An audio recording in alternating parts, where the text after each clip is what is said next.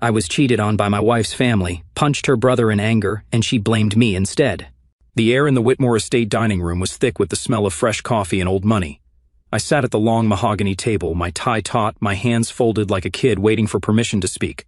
Clara was across from me, laughing at something her cousin said, her eyes bright in a way they hadn't been with me in months. Her family filled the room, uncles in tailored blazers, aunts with diamond earrings, all of them trading stories about vacations I'd never been invited to. I was Miles Harrington, the guy who married into this. The one they tolerated because Clara said I'd do 6 years ago, but I wasn't one of them. Never would be. I sipped my orange juice, trying to blend into the wallpaper, when Julian, Clara's older brother, leaned across the table. His cufflinks glinted under the chandelier. "Miles," he said, loud enough for everyone to hear, "you're awfully quiet. Don't they teach you how to talk at those community colleges?" A few chuckles rippled around the table. My jaw tightened, but I forced a smile. I'd learned to let his jabs slide. Clara said it was easier that way. "Keep the peace," she'd whisper after every family gathering, her hand on my arm like she was soothing a dog. I was about to change the subject to ask about the weather or some safe nonsense, when Julian picked up his coffee mug. It was steaming, fresh from the pot. He looked right at me, his smirk sharp as a blade, and then he tilted the mug. Hot coffee splashed across my face, burning my skin, soaking my shirt. The room went silent. My eyes stung, my cheeks throbbed, and for a second I couldn't breathe. Julian laughed, a short, cruel bark, and said, "Oops, clumsy me." I don't remember standing. I don't remember balling my fist. But I remember the crack of my knuckles against his jaw, the way his head snapped back, the way his chair tipped as he hit the floor. Gasps erupted. Someone dropped a fork. Clara's mother, Beatrix, clutched her pearls like I'd just set the table on fire. Julian scrambled to his feet, holding his face, his eyes wide with shock. I stood there, my hand throbbing, coffee dripping down my chin, waiting for someone to say something, anything. Clara stared at me, her mouth a thin line, her eyes cold as the marble floor. No one asked if I was okay. No one called Julian out for what he'd done. Beatrix rushed to her son, cooing over him like he was a wounded child, not a 38-year-old man who'd just assaulted me. My father-in-law, Edward, cleared his throat and said, "Miles, perhaps you should step outside." Step outside, like I was the problem. I looked at Clara again, waiting for her to stand up to say, "Julian, what the hell?" But she didn't. She folded her napkin, set it neatly on the table, and looked away.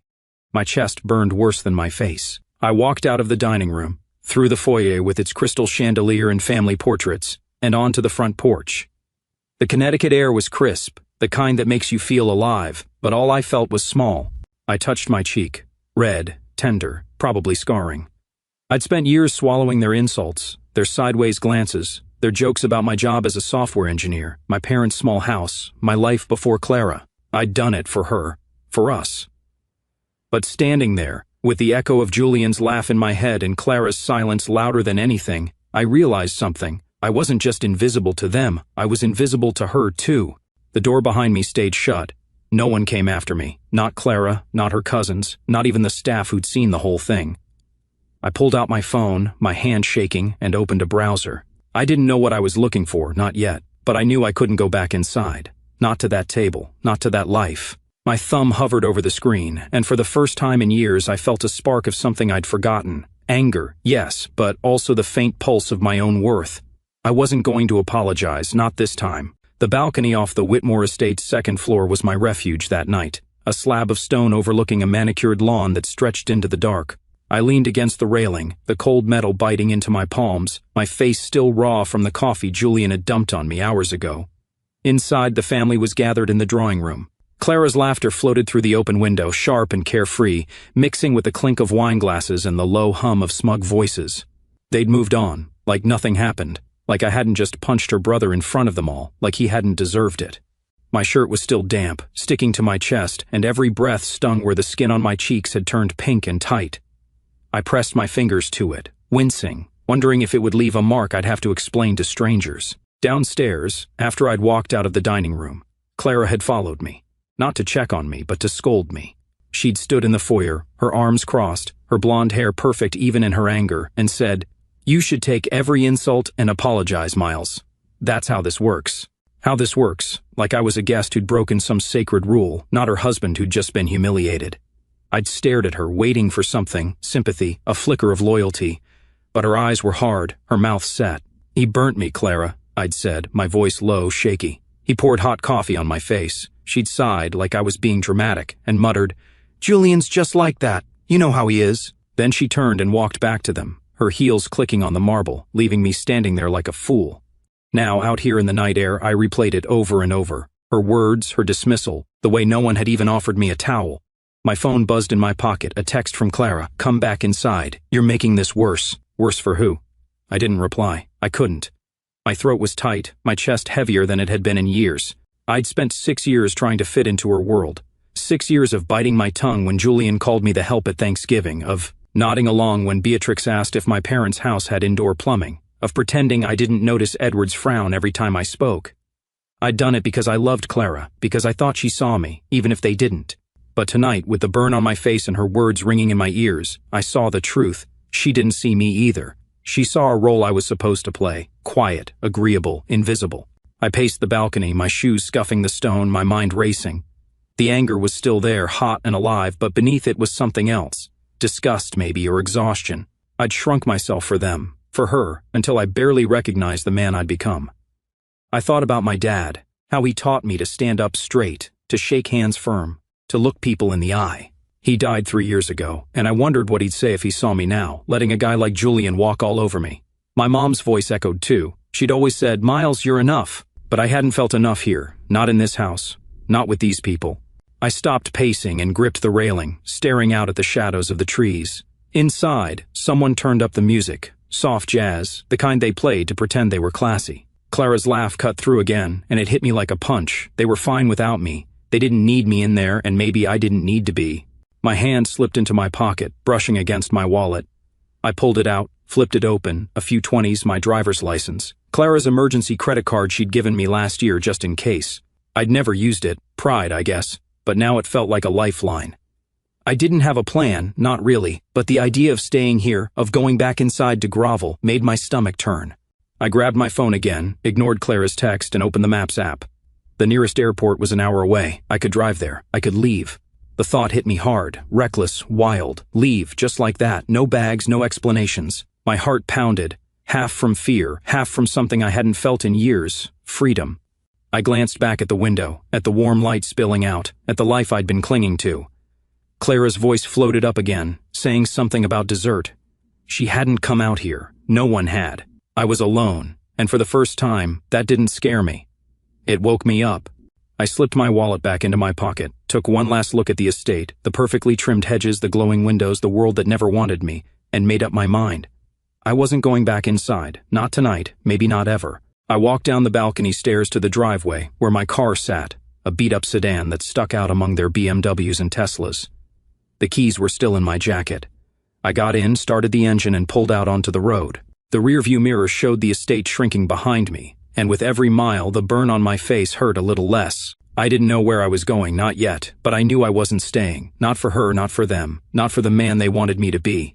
The highway stretched out in front of me, a ribbon of asphalt cutting through the Connecticut night, the dashboard clock glowing 11:47 p.m. My hands gripped the steering wheel of my old sedan, the leather worn smooth from years of use, and the hum of the engine was the only sound keeping me company.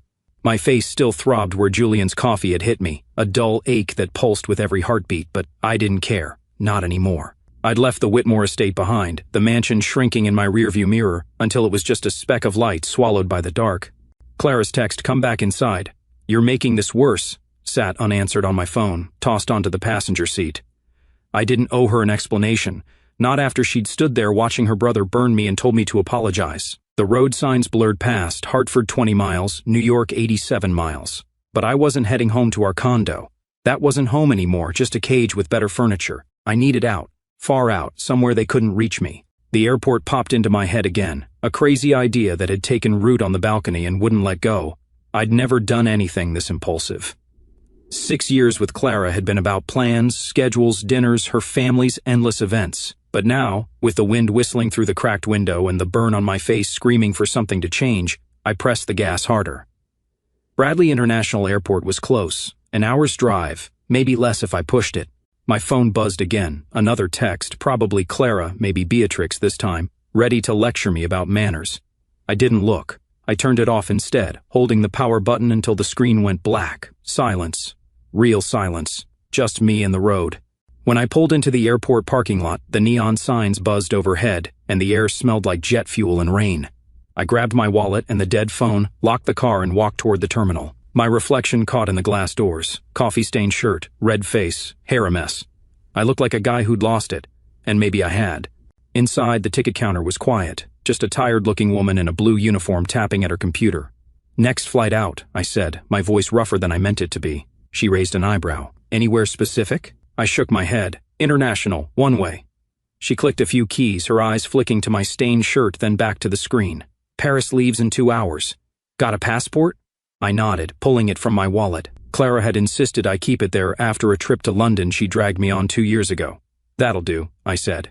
She typed some more, asked for the credit card, Clara's emergency one, and I handed it over without a second thought. The machine beeped, the ticket printed, and she slid it across the counter. "Gate 47, better hurry." I took it, my fingers brushing the paper, and felt a jolt, like this was real, like I was actually doing it. Paris. I'd never been, never even dreamed of it, but it sounded far enough. I turned my phone back on as I walked toward security, just to check the time, and the flood hit. 215 notifications in 5 minutes. Missed calls from Clara, voicemails, texts stacking up like bricks. "Where are you, Miles? Answer me. This isn't funny." Julian's name popped up too. "You're done, man. I'll sue you for everything you've got." Beatrix left a voicemail, her voice dripping with venom. "Miles, you ungrateful little nobody. How dare you leave like this?" And Clara again, "You're embarrassing us. Come back now." I stood there, the terminal buzzing around me, businessmen with briefcases, families with whining kids, and scrolled through it all. Every message was about them, their pride, their image. No one asked if I was okay. Not one cared about the burn on my face, or the years I'd spent trying to belong. My thumb hovered over the mute button. I pressed it. The buzzing stopped, the screen dimmed, and I shoved the phone into my pocket. Security was quick, shoes off, wallet in the bin, a bored TSA guy waving me through. I grabbed my stuff and headed for Gate 47, the ticket crinkling in my hand. The boarding call crackled over the intercom, Flight 618 to Paris Charles de Gaulle, now boarding Group B. That was me. I joined the line, my heart pounding, my mind spinning. Clara's face flashed in my head, her sharp cheekbones, her blue eyes that used to soften when she looked at me. I waited for the guilt to hit, the pull to turn back, to call her and say I was sorry. It didn't come. Instead, I saw Julian's smirk, the coffee hitting my skin, Clara's cold stare. I handed my ticket to the agent, a young guy with a buzz cut who didn't even look at me. "Enjoy your flight," he mumbled. I nodded, stepped onto the jetway, and felt the weight lift, just a little, but enough. The plane was half full, rows of sleepy passengers settling in. I found my seat 23C, an aisle spot next to a woman already asleep with a scarf over her face. I buckled in, leaned back, and closed my eyes. The engines rumbled, the cabin lights dimmed, and for the first time in hours, I breathed. Paris, a one-way ticket. No plan, no Clara, no Whitmores. Just me, Miles Harrington, 34, burned and bruised, but finally moving. The plane taxied, lifted off, and I didn't look back. Not at the gate, not at the life I'd left. I was gone, and it felt right. The plane touched down in Paris just as the sun peeked over the horizon, painting the sky a soft pink I hadn't seen in years. I stepped off into Charles de Gaulle Airport, my legs stiff from the 7-hour flight, my face still tender from Julian's coffee attack. My shirt was a wrinkled mess, stained brown and smelling faintly of burned beans, but I didn't care. No one here knew me. No one judged me for looking like I'd slept in a ditch. The air was crisp, tinged with the scent of jet fuel and something sweeter, maybe croissants from a nearby kiosk. I had no bags, just my wallet, my dead phone, and a passport I'd barely used. I'd landed in a city where I didn't speak the language, didn't know a soul, and for the first time in forever, that felt like a gift. I wandered through the terminal, past signs I couldn't read, until I found a currency exchange. I swapped the last of my dollars for euros, crisp bills that felt foreign in my hand, and grabbed a coffee from a stand, careful to hold it far from my face this time. The burn on my cheek itched under the fluorescent lights, but I ignored it. I needed a place to crash, somewhere cheap and quiet, so I pulled up an app on my phone, using the airport Wi-Fi since I hadn't turned the data back on. Clara's messages were still there, lurking, but I didn't open them. I booked an Airbnb in the 11th arrondissement, a small studio with a bed, a sink, and a window overlooking a courtyard. The host, a guy named Pierre, said I could check in early. I took a cab from the airport, the driver rattling off French I didn't understand, and watched the city unfold. Narrow streets, stone buildings, people smoking on corners like they had nowhere to be. When I got to the place, it was exactly as promised. Simple, clean, mine for now. I dropped my wallet on the table, kicked off my shoes, and stood by the window staring at the cobblestones below. No Whitmores, no Clara, no expectations. Just me. That first day, I walked. No map, no plan, just my feet on the ground, the cold biting through my jacket. I found a market near Bastille, stalls piled with bread, cheese, apples redder than any I'd seen back home. I bought a coffee, black, strong, and a baguette, tearing off pieces as I went. The Seine glittered under a gray sky, boats drifting slow and lazy, and I sat on a bench, watching them pass. People moved around me, old men in berets, kids chasing pigeons, couples arguing in fast French, and I felt invisible in the best way. No one cared about my burned face or my stained shirt. No one knew I'd punched my brother-in-law and walked out on my wife. I could breathe here. By the third day, I'd settled into a rhythm, coffee in the morning, walks through the city, quiet nights in the studio. I kept my phone off, letting the battery die completely. I didn't want to hear Clara's voice, didn't want Julian's threats or Beatrix's guilt trips. I'd check it eventually, but not yet. That afternoon, I stumbled into a bookstore off a side street, its windows fogged with age, a bell jingling as I pushed the door open. The woman behind the counter looked up, dark hair tied back, glasses perched on her nose, maybe 40. "Bonjour," she said, her voice soft but curious. I nodded, unsure how to respond, and she switched to English. "You're new here." It wasn't a question. "Yeah," I said, rubbing the back of my neck. "Just landed." She smiled, faint but warm, and introduced herself as Isabelle Marchand, the owner. "You read?" she asked, gesturing to the shelves. "Used to," I admitted. "Not much lately." She walked over, pulled a thin book from a stack, and handed it to me. "Und the Stranger," by Camus. "Start with this. It's for people who don't know what they think anymore." I took it, surprised by how right she was. "Camus or Sartre?" she asked, leaning against the counter. "I don't know," I said, flipping the book over in my hands. "Then you'll like both," she replied, and that was that. We talked for a while, nothing deep, just books, the weather, how Paris winters bite harder than you expect. She didn't ask about my past, didn't pry about the red mark on my face that was starting to fade. It was the first real conversation I'd had in days, maybe weeks, that didn't feel like a test. I bought the book, thanked her, and left with a promise to come back. That night I sat on the studio's lumpy bed, the book open on my lap, a cheap lamp casting shadows on the wall.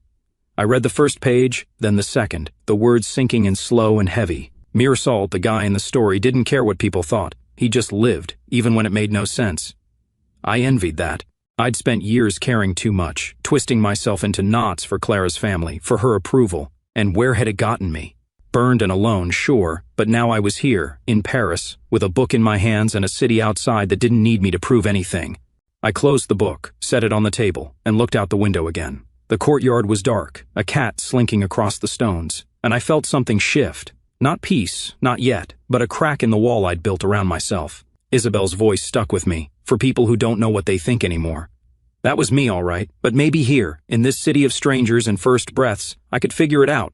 One page, one day, one step at a time. Rain tapped against the window of my little Paris studio, a steady rhythm that matched the dull ache in my chest as I sat on the edge of the bed, staring at my phone. It had been dead for days, tucked in a drawer like a bomb I didn't want to touch. I'd been in Paris a week now, settling into this strange new life, coffee in the mornings, walks along the Seine, quiet talks with Isabelle at her bookstore. But the silence from my old world couldn't last forever. I knew Clara wouldn't let it. My fingers hesitated over the charger, then plugged it in. The screen lit up, and within seconds it was chaos. Pings and buzzes, a flood of notifications that made my stomach twist. I'd muted them before I left, but now they were back, clawing at me. I sat there, the room dim except for the glow of the phone, and braced myself. First came the missed calls, dozens from Clara, a few from Beatrix, even one from Edward, which surprised me. He never called, just glared across tables like I was a stain on his legacy. Then the texts, Clara's name over and over. A wall of words I didn't want to read but couldn't ignore. "Miles, where are you? We need to talk. You can't just run off like this. We can fix this. You embarrassed me. Julian's furious. Come back and make this right." I scrolled, my throat tightening with every line. Not one asked if I was hurt, if the burn on my face still stung, it didn't much, just a faint pink now, or if I was okay after what happened. It was all about them, their feelings, their perfect little world I dared to disrupt. Beatrix had emailed too, a long one titled, "Your behavior," and I opened it because I couldn't help myself. Miles, it started. Your actions at the reunion were deplorable. We welcomed you into our family, gave you opportunities you'd never have dreamed of, and this is how you repay us? Running off like a child. Clara is devastated. I've attached a list of therapists. Please seek help. I stopped reading, closed it, let the phone drop onto the bed.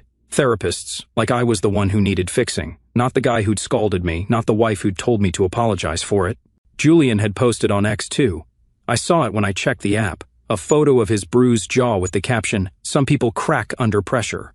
Sad. Likes and comments piled up, mostly from Whitmore cousins and friends, all agreeing I was the villain. I didn't reply. What was the point? They'd made up their minds years ago. I was the outsider, the guy who didn't belong, and now I'd given them proof. I stood up, paced the small room, the wooden floor creaking under my socks. The rain outside was heavier now, streaking the glass, and I felt trapped, not by Paris, but by the weight of them still reaching for me. I couldn't keep living like this, tethered to their voices, their judgment. So I made a choice. I walked to a shop near the metro, bought a French SIM card with a new number, and swapped it into my phone. The old one, the American one tied to Clara and the Whitmores, I tossed into a drawer. No more notifications, no more guilt trips. I needed work too. Clara's credit card wouldn't last forever, and I wasn't about to beg her for money. I found a Kyo working space near Montmartre, a cramped room with fast Wi-Fi and freelancers hunched over laptops. I logged into my old freelance accounts, software gigs I'd done before Clara convinced me to take a real job at her friend's firm, and pitched for projects, simple stuff, debugging, app updates, things I could do with my eyes closed. By evening, I had 2 clients, enough to cover rent and food for a while. It wasn't much, but it was mine. That night, I sat by the window, the city lights blurred by the rain, and opened my phone again. The family group chat was still there, years of messages, forced holiday plans, Beatrix's passive-aggressive reminders about dress codes. I stared at it, my thumb hovering, then hit delete. The thread vanished, and with it, a knot in my chest loosened. I didn't need their updates, didn't need to know what Julian thought of my tantrum or how Clara was spinning this to her friends. I was done. The next day, I walked along the canal, the water gray and choppy, the air cold against my face. I stopped at a bridge, leaned on the railing, and watched a boat glide underneath. A guy was fishing nearby, his line bobbing in the current, and he nodded at me like we were old pals. I nodded back. It was small, stupid maybe, but it felt good, better than any Whitmore handshake ever had. I kept walking, past cafes with steamed-up windows, past kids kicking a soccer ball in an alley. I bought a coffee, sat on a bench, and let the city hum around me. My new number buzzed, a client confirming a deadline. No Clara, no Julian, just work, just me. I sipped the coffee, careful not to spill, and thought about Isabel's book, and a stranger, still half read on my table. Meursault didn't care about pleasing anyone. He just existed. I wasn't there yet, but I could feel it starting, this letting go. Paris didn't need me to be anything but here, and for now that was enough. I finished the coffee, tossed the cup, and kept walking, the rain a soft drum beat behind me. A month in Paris had changed me, not in big loud ways, but in the quiet ones that sneak up on you. I'd gotten used to the rhythm of the city, the clatter of metro trains, the smell of bread wafting from bakeries, the way strangers nodded instead of smiled. My studio in the 11th arrondissement was home now, its creaky bed and chipped sink familiar in a way Clara's polished condo never was. The burn on my face had faded to a faint pink scar, barely noticeable unless you looked close, and I didn't mind it anymore. It was proof I'd survived something. But there were pieces of me still back in New York, things I couldn't leave behind forever. Not the life with Clara, not the Whitmore world, I was done with that. But the small stuff that mattered. My dad's wooden toolbox, scratched and heavy with memories of him showing me how to fix a leaky faucet, the books I'd read in college, dog-eared paperbacks that got me. Through late nights, my mom's old Polaroid camera, the one she'd used to snap blurry shots of me as a kid. I'd left them in the condo when I bolted, and now, sitting by the window watching Paris wake up, I knew I had to go back for them. Not to stay, not to fix things, just to reclaim what was mine. I booked a round-trip flight that morning, using the last of Clara's credit card before my freelance money kicked in. The plan was simple: fly in, get my stuff, fly out. No talking, no fighting, just in and out. The flight back was long, the cabin air stale, and I kept my head down, avoiding the chatty guy next to me who wanted to talk about wine. Landing in New York felt like stepping into a memory I didn't want. JFK's chaos, the gray skyline, the weight of everything I'd run from. I took a cab to the condo, my keys still on the ring, and stood outside the building for a minute, staring up at the windows. Our place, hers now, was on the 5th floor, and I wondered if she'd changed the locks. It was mid-afternoon, a Tuesday, and I figured she'd be at work, but when I turned the key and pushed the door open, there she was. Clara standing in the kitchen, a glass of water in her hand, her eyes wide like she'd seen a ghost. "Miles," she said, her voice soft, shaky. "You came back." I stepped inside, shut the door behind me, and kept my tone flat. "Just for my things." She set the glass down, her blonde hair pulled back tight, her face thinner than I remembered. She was still beautiful, but it didn't hit me the way it used to. "You don't have to do this," she said, stepping closer. "We can talk." Julian apologized. He didn't mean it. "We can go to therapy, figure this out." I shook my head, moving past her to the hall closet where I'd stashed my stuff. "You watched him burn me, Clara. You told me to apologize." She followed, her voice rising. "I was upset. It was a mess, okay? But running off to God knows where, that's not how you fix things." I pulled out 2 cardboard boxes from under the stairs, the ones I'd used when I moved in, and started packing. The toolbox first. Its weight felt good in my hands, solid, real. "I'm not fixing anything," I said, not looking at her. She stood there, arms crossed, her breath hitching like she might cry. "You're throwing us away." 6 years, Miles." I grabbed the books next, On the Road Tea and A Catcher in the Rye, and stacked them in the box. "You threw me away first," I said, my voice steady despite the ache in my chest, "when you picked them over me." She didn't say anything to that, just watched as I found the Polaroid camera on a shelf, its strap tangled, and tucked it in with the rest. The silence was heavy, thicker than the Paris rain, and I could feel her eyes on me, waiting for me to crack. I didn't. I taped the boxes shut, one then the other, and carried them to the door. "I'll send divorce papers," I said, finally meeting her gaze. Her eyes were wet, her mouth opened like she wanted to argue, but nothing came out. "Miles," she whispered, "I didn't mean for this." I nodded, not because I agreed, but because it didn't matter anymore. "Take care, Clara." I walked out, the door clicking shut behind me, and hauled the boxes to the cab waiting downstairs. The driver didn't ask questions, just loaded them in the trunk, and I slid into the back seat. The city blurred past as we headed to the airport. My flight back to Paris was that night, and I spent it staring out the window, the Atlantic black below me. When I landed, the familiar chill of Paris hit me, and I took a cab to the studio, dragging the boxes up the narrow stairs. I set them by the bed, opened the toolbox, and ran my fingers over the hammer my dad had used to build our porch. The books smelled like dust and late nights, the camera like my mom's perfume. These were mine, not Clara's, not the Whitmore's, just mine. I sat there, the city quiet outside, and felt the weight settle, not heavy, but grounding. I'd gone back, faced her, and walked away again.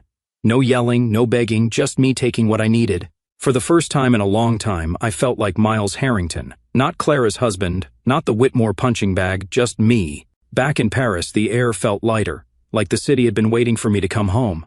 I'd left the studio in the 11th arrondissement for something better, a small apartment in Belleville, a working-class neighborhood with graffiti on the walls and music spilling from open windows. It was a 2-room place above a bakery, with a tiny kitchen, a bed that didn't creak, and a view of the street where old men played chess on folding tables. I'd used my freelance money to pay the deposit, no more leaning on Clara's credit card, and when I carried my 2 boxes from New York up the stairs, it felt like a fresh start. The toolbox, the books, the Polaroid camera, they found spots on a shelf I bought from a second-hand shop, and I liked seeing them there, pieces of me that didn't belong to anyone else. A few days after settling in, I stopped by Isabel's bookstore to return an E-Stranger. She was behind the counter sorting a stack of paperbacks and looked up with that faint smile of hers. "Finished it?" she asked, taking the book. "Yeah," I said, leaning against the shelf. "Made me think too much." She laughed, a quiet sound, and said, "That's the point." We talked for a while, about Camus, about Paris, about how the rain here soaks you to the bone, and then she mentioned her friend Theo, who ran a tech repair shop a few streets over. "He's swamped," she said. "Could use someone good with computers. Think he'd talk to me?" I asked. She nodded, scribbled an address on a scrap of paper, and handed it over. "Tell him I sent you." The next day, I walked to Theo's shop, a narrow storefront with a sign that read Reparations Tech and Peeling Paint.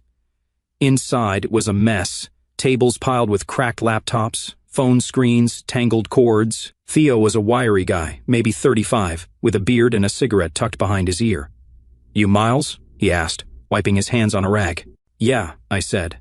"Isabel sent me." He sized me up, then pointed to a computer in the corner. Set up a system for me. Inventory, invoices, something simple. I'm drowning here. I got to work, pulling up code on an old desktop, tweaking it until it tracked his stock and spit out receipts. It took a couple of hours, Theo watching over my shoulder, grunting approval now and then. When I finished, he clapped me on the back. Good. You want a job? Part-time cash? I grinned, the first real smile in weeks. Yeah, I'm in.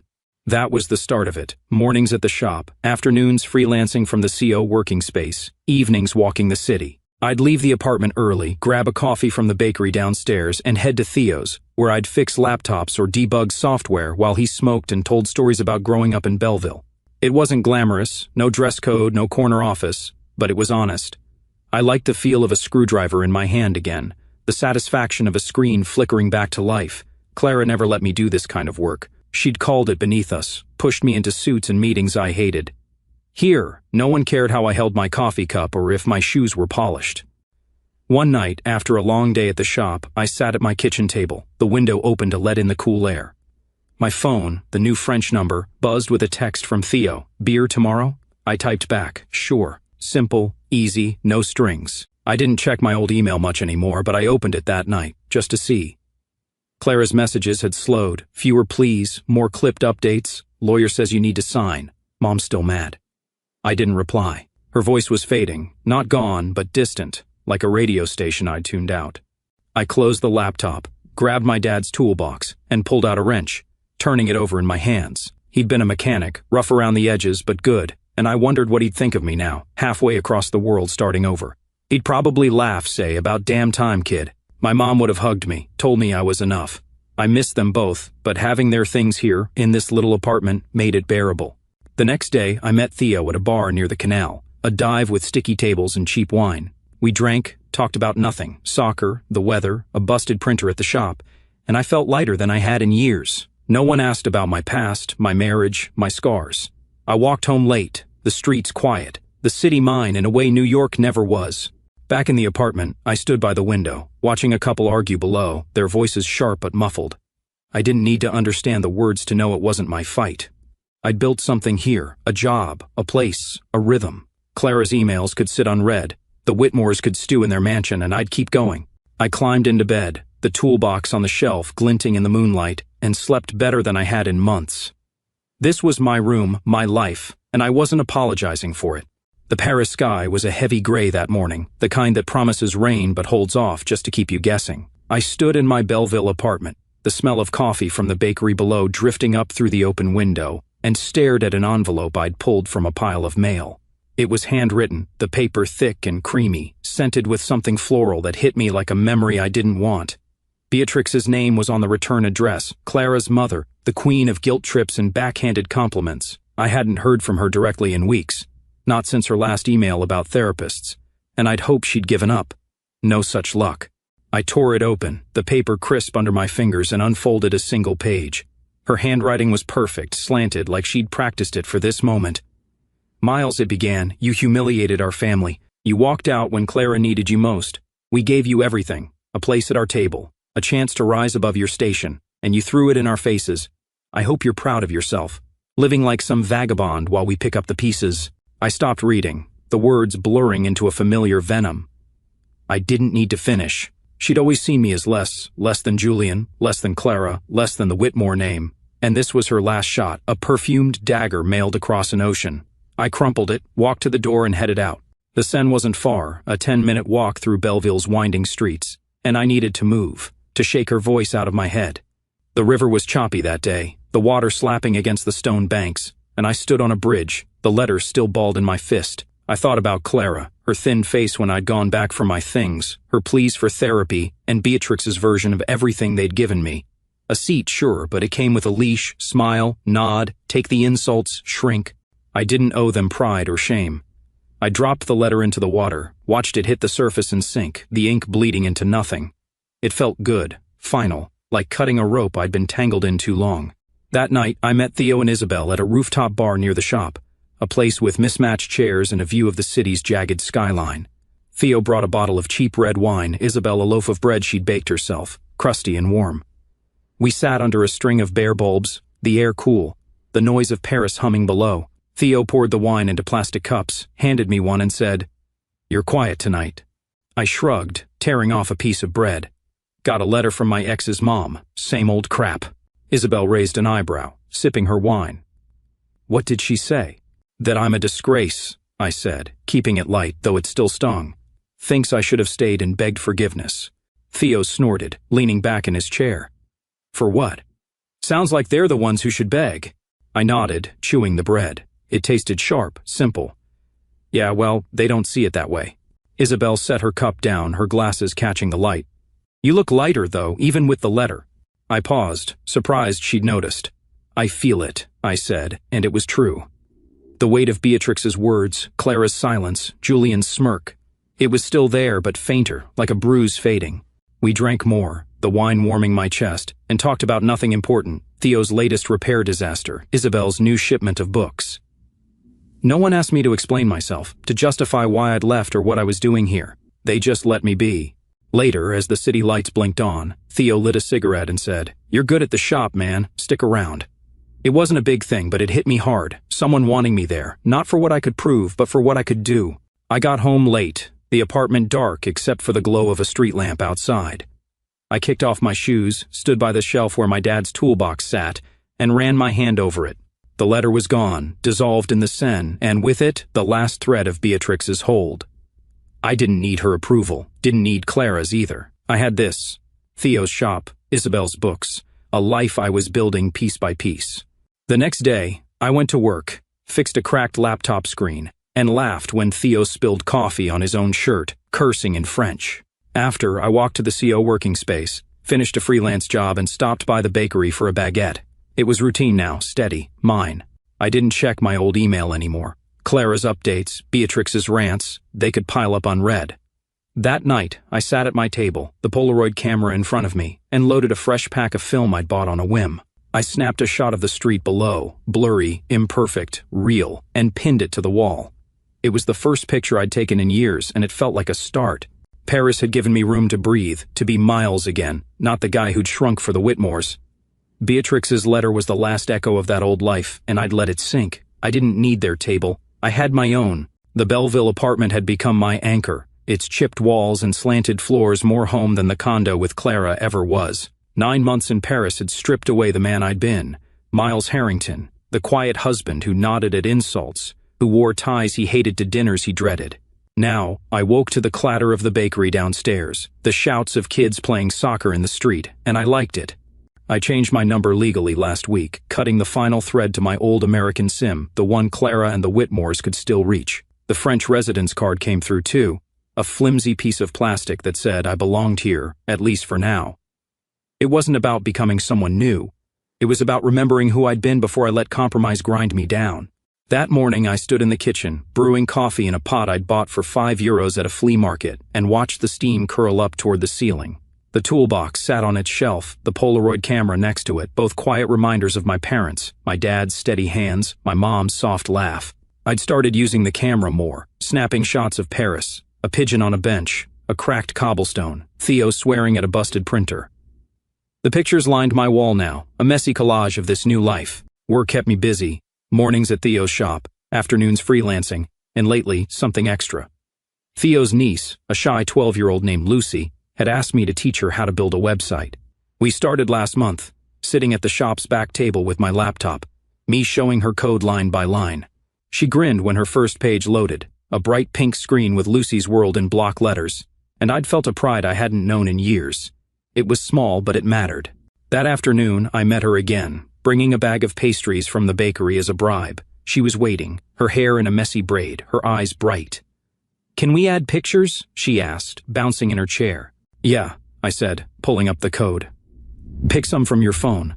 She uploaded shots of her dog, a scruffy mutt named Bruno, and I showed her how to size them, align them, make them pop.